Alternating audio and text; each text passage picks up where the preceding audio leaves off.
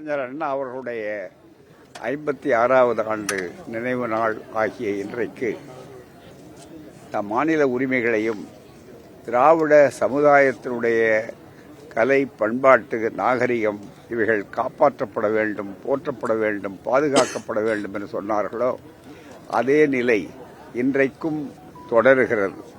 இன்னும் கேட்டால் அதைவிட முன்பு இருந்ததை விட அதிகமான அளவிற்கு ஜனநாயகத்திற்கு அறைகூவல்களும் அரசியல் சட்டத்தை முழுக்க முழுக்க ஒன்றுமில்லாமல் ஆக்கப்படக்கூடிய சூழலையும் உருவாக்கப்பட்டிருக்கிற இந்த காலகட்டத்தில் மேலும் அறிஞர் அண்ணா அவர்களுடைய அந்த முயற்சி என்பது, அவர்களுடைய முன்னோட்டம் என்பது இன்றைக்கும் எவ்வளவு சரியானது என்பதை காட்டுகிறது.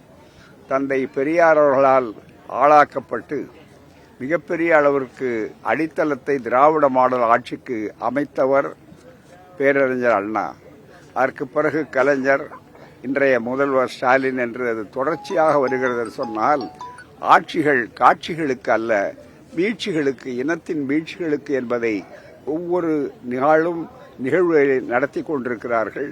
ஆகவே அப்படிப்பட்ட ஒரு அருமையான சூழலை இன்றைக்கு மீண்டும் உருவாக்கி இன்றைக்கு யாரிடமிருந்து பாதுகாக்க வேண்டுமோ அந்த ஆரிய மாயை மக்கள் புரிய வைத்து தெளிவாக சொல்ல வேண்டும்.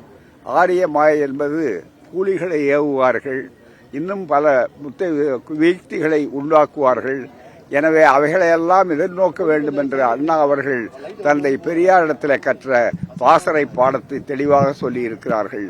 எனவே அண்ணா வாழ்க என்று அன்றைக்கே தந்தை பெரியார் சொன்னார்.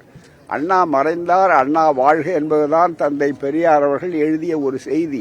அதற்கு என்ன பொருள் என்றால், அண்ணா என்ற தனி மனிதருக்கு வேண்டுமானால் மறைவிருக்கலாம், அண்ணா உருவாக்கிய கொள்கைகள், நான் உருவாக்கியதை அண்ணா செயல்படுத்திய முறைமைகள் இவைகளெல்லாம் என்றைக்கும் தொடரும் என்று சொன்னார்கள். அதுதான் இன்றைக்கும் தேவைப்படுகிறது. எனவே அண்ணா சிலை அல்ல, சீலம், படம் அல்ல, பாடம்.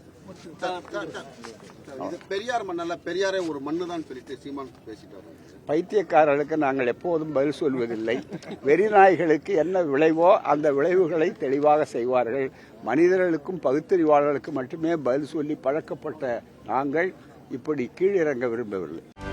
செய்திகளை உடனுக்குடனும் துல்லியமாகவும் தெரிந்து கொள்ள சப்ஸ்கிரைப் பண்ணுங்க.